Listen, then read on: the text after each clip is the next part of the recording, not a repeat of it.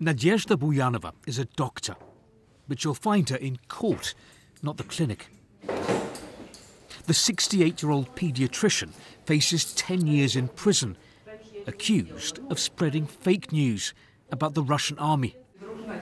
Nadezhda tells me, I read about this kind of thing happening to others. I never imagined it would happen to me. The story began at this Moscow medical center.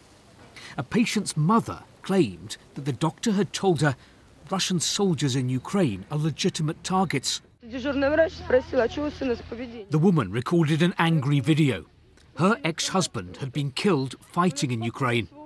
Then she wrote this denunciation of the doctor to police. It was enough to put her on trial. 400 miles away, different trial, same charges. Near St. Petersburg, hairdresser Anna Alexandrova had fallen out with her neighbour Irina over a plot of land in their village. Their family feud led to Anna being reported and accused of posting messages critical of the war in Ukraine. She faces up to 15 years in prison. Any regrets from the other side? I feel sorry for her, says Irina's mother, Natalia. I don't want her to get a long sentence. I want her to receive a just punishment, says Irina. Across the country, there are reports of Russians informing on Russians. One thing Russia's war in Ukraine has done here is turbocharge the hunt for internal enemies, for alleged traitors.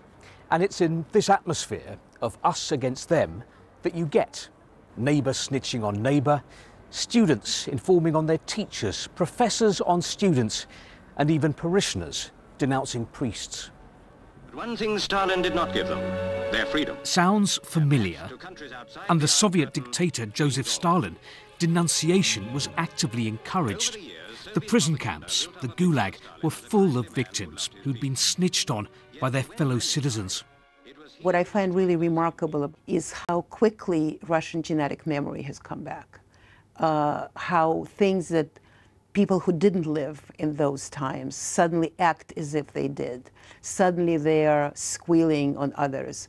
Yes, it is a Soviet practice, but it's also something about the Russian genetic code of fear, of trying to protect themselves at the expense of others.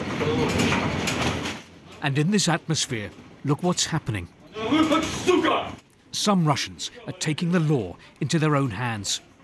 On a Moscow bus, two men attack 87-year-old Dmitry Grinchin. They say they overheard him insulting Russian mercenaries fighting in Ukraine. He lunged at me, flashing his eyes and gnashing his teeth, as if he wanted to bite me. He called over his son, a big guy, who pressed his finger into my arm to hurt me. I've got bruises here and here. The two men forced Dmitry off the bus and dragged him to the police. He wasn't charged, but the incident has left Dmitry shaken and angry. The Russian constitution says that everyone has the right to free speech. Why should others get to say what they think and not me? Under Stalin, Dmitry's father was arrested and executed, an innocent man. Russia's past is a painful one, but it's the present that worries Dmitry, with Russia once again searching for enemies and agents and heading in a dangerous direction. Steve Rosenberg, BBC News, Moscow.